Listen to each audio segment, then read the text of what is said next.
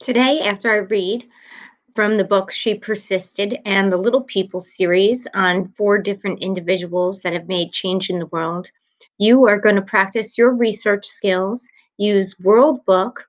Today, we're going to use World Book. I review with you at the end how to cite your source to avoid plagiarism. And at the end, you will prepare in your own words 5 items that you learned about your person you did research. Virtual students, you will post on the discussion link using the video feature on what you learned about the person you researched. So today you're going to do quick research using a reliable source, which is Worldbook. You're going to cite your source to avoid plagiarism, and you could put 5 facts into my own words to avoid plagiarism. She Persisted Around the World, written by Chelsea Clinton, illustrated by Alexandra Boyger.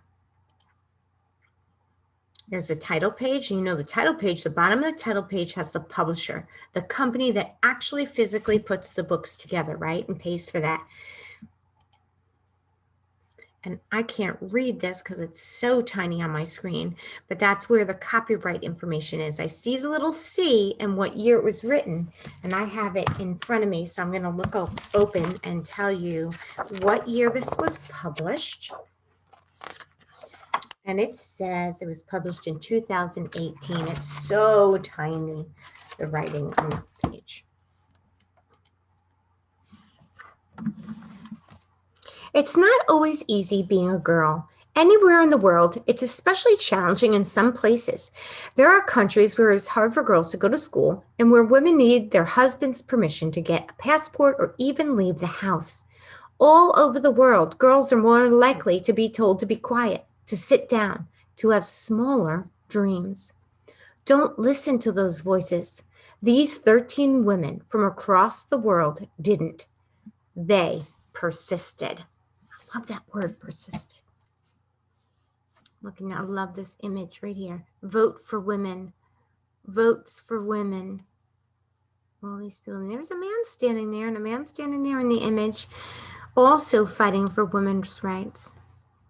When Kate Shepherd began traveling throughout New Zealand, saying that women deserve voting rights, many men believed that women should avoid meddling in masculine concerns. When Kate first tried to get Parliament to give women the right to vote, they didn't listen, even though she brought them many petitions that thousands of women had signed. Still, she persisted, and in 1893, New Zealand became the first country to grant all women, including Indigenous Maori women, the right to vote.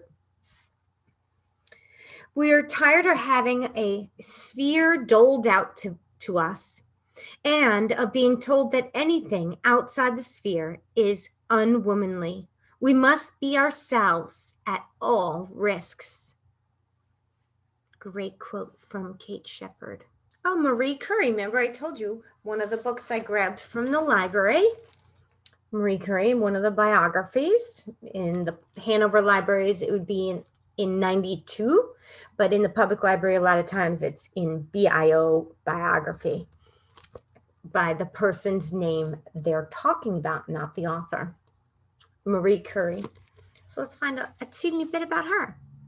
Growing up in Poland, Marie Curie knew that because she was a girl, she would have to leave her country to go to college. She persisted, moving to France to pursue her dream of being a scientist. Her work in radioactivity, the way that some material give off energy, led her to becoming the first woman awarded a Nobel Prize in physics.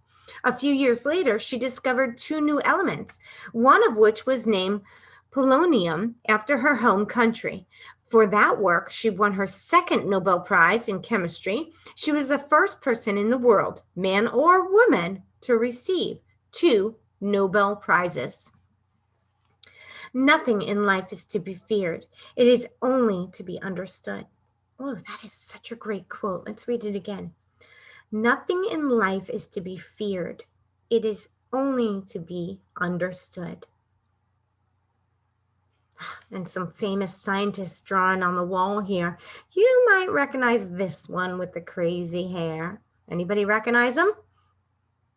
Oh, I heard some of you. Einstein, Albert Einstein. Do you know what's so interesting about Albert Einstein is maybe you want to research about him.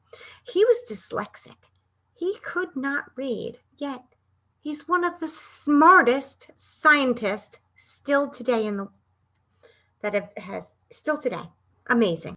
I'm going to stop there in this book because I want to show you one other book, and then I want to give you time to look for your own book. So, Little Legends, Exceptional Men in Black History. I love these little legend books, these little people books. And like I told you, I found out today, have individual ones that I want to order for the library. I'm going to open this one in browser. These are really short, so we can read a few of them as well. And here's the table of contents. We're not going to read them all. Remember, you can pick one of these people to do a little bit more research on. Remember to cite your sources. We're talking about citing sources. And I love Louis Armstrong. And Langston Hughes. I'm going to skip to those two, I think. And of course, maybe we should also stop at Thurgood Marshall. All right, so page 28.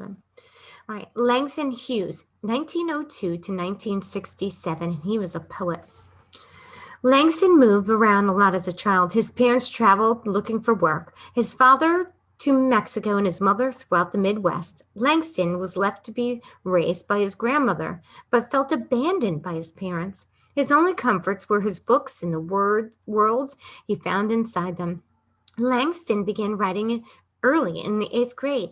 He made class poet, and his first works were printed in the school newspaper in 1920. He went to visit his father as the train crossed the Mississippi. He thought about the massive river, how Black history was linked to it. He thought about the things his grandmother had told him, things he had read in books about the slave trade, and he crafted one of the first major poems, The Negro Speaks of Rivers. He was only 17, but his voice had the wisdom of someone who saw the world for what it was.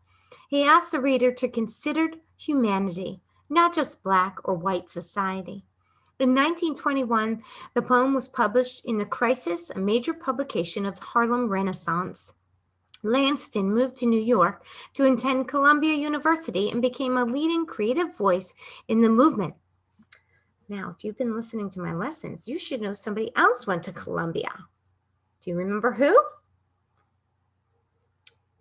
Ruth Bader Ginsburg went there. Langston wrote about Black pride at the time before anyone considered it something to celebrate.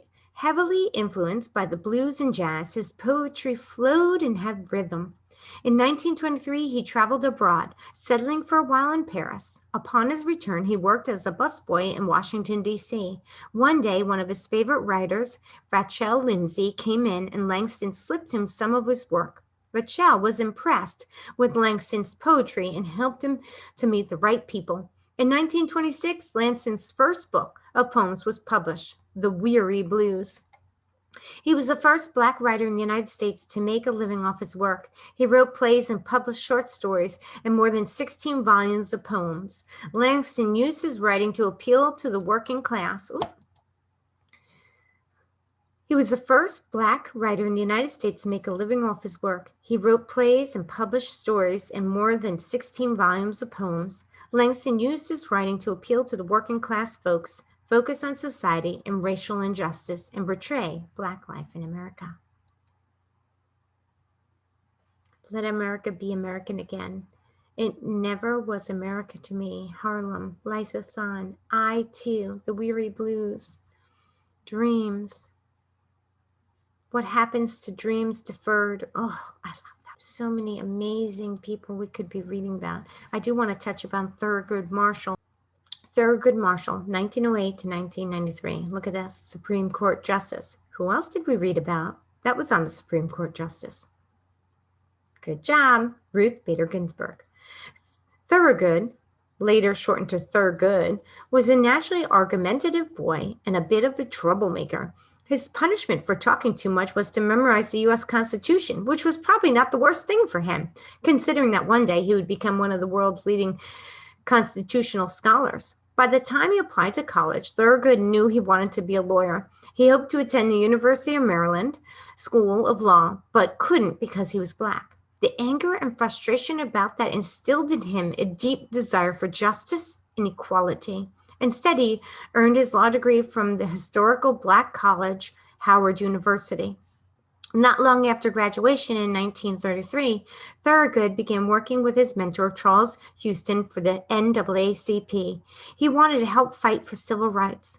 The major goal was to overturn the U.S. Supreme Court ruling that segregation was legal if the segregated facilities were separate but equal. Black people in America knew that their facilities were nowhere near as equal, and they had nothing close to the same opportunities as white people. Thurgood had proof. UMD School of Law. He and Charles made the case to Maryland state courts that in order to uphold the separate but equal law, UMD would need to have a second school that admitted Black students. In 1936, they won. It was the first time in a long line of cases they brought to take down legal segregation. Then in 1954, Thurgood brought the case of Brown versus Board of Education of Topeka to the U.S. Supreme Court. It was the landmark ruling that would lead to the end of legal segregation in this country. In 1967, Thurgood was appointed as an Associate Justice to the U.S. Supreme Court. He would be the first African American justice in his long career. He was well known for his constitutional knowledge and even helped the United Nations draft the Constitution for the newly formed countries of Ghana and present-day Tanzania. Thurgood spent so much time of his life fighting for justice. It was a long road, but he never lost hope. Wow, these people are undefeated. You just finished listening to 4 short biographies, 2 out of the book She Persisted and 2 out of the book Little Legends, Exceptional Men of Black History. I posted, in the next few minutes, you will see, I posted the table of contents for 2 books that lists lots of people that are undefeated and or persisted in life. You're going to pick one of those. You're going to go to a reliable source like you see on this page. I suggest you start at World Book Online. Type in one of those people's names. Cite the source. For this, we're going to make it simple. All you're going to tell me is which of these sources did you use? Did you use World Book, TrueFlix, Pebble Go Next, or Pebble Go to do your research? That will be your citing your source to avoid plagiarism. Then in your own words, write down 3 to 5 facts of why they're famous. Yes, you can tell me when they were born. That's not the 3 to 5 facts. So I want you to tell me why they are famous. Then you're going to share this with your classmate, your family members, and if you're virtual, you will type it in the discussion box below. Remember, when you start off at Class Link, these icons that you see are on your Class Link page. If you need the passwords on the Bitmoji Classroom on the left-hand side, it says passwords, and you click on there for any passwords if you do not have them. The first thing you need to do is pick a name off of these table of contents out of the books we read today. So virtual students, you may pick anybody you want. Face-to-face students, if you do not have your own personal computer, pick one as a class and research as a class, citing the source and copying down notes in your own words to avoid plagiarism. Virtual students, when you are done with your research, make sure you add your information to the discussion board underneath the lesson. Happy researching! Face-to-face students, if you do not have your own individual computer, would you pick one name to do as a class research, where the proctor or one of you can type into World Book or TrueFlix on the main computer on the smartboard to start your research as a class. Let's review the steps to avoid plagiarism. You need to write down your source. What I'm really looking for are 3 major things on your citation. 1, what reliable resource did you use to do your research? World Book, Pebble Go, TrueFlix, or BrainPop. For this, I really want you to use World Book. 2, write down the name of the article. Hint, it is usually the person's name. 3, write down the date of access, today's date. This is an intro step to citing sources. See the screenshots following to what you will learn as you advance. If you have your own computer, you will do this on your own. If you do not have your own computer, you will do this as a class. You can have one person in charge of picking somebody and one person clicking the World Book link on ClassLink. So you're going to open ClassLink, which is a reliable resource you are using. Write down World Book on your research paper on the top of your paper. Open World Book, you'll see there's different choices: kids, student, advanced. Use student. Next, you will type in the person you choose to research. In this case, I chose Ada Lovelace. I chose her because I really didn't know anything about her at all. On your paper underneath World Book, you're now going to write the title of your article. And in this case, the title for me is Lovelace, comma, Ada. The last part of the citation for today is you're going to write down today's date. Because this is an online database, databases, just like websites, can be updated daily. So the day you did the research is the day you write down. As you advance in writing citations down for research purposes, you will learn the exact format that you need to use. In this case, I have pointed MLA, and if you go to the bottom of the article, it says click this article to get the citation, and they made it for you. And they have the author down, the publisher, the date we accessed, and the name of the title. So as you advance, you will be writing full citations down, but for today, just World Book, the date of access, and the title of your article. This helps avoid plagiarism and avoid breaking copyright laws. Now you have about 20 minutes to do your research. Pick a person to research off the list, so rewind the tape or look at the Bitmoji Classroom for the list. Open ClassLink and use Worldbook. Cite your source. First step to avoid plagiarism. Step 4, write down at least 5 facts about your person. Make sure those facts are why they are famous. Put your facts in your own words, which is the second step to avoid plagiarism and breaking copyright laws.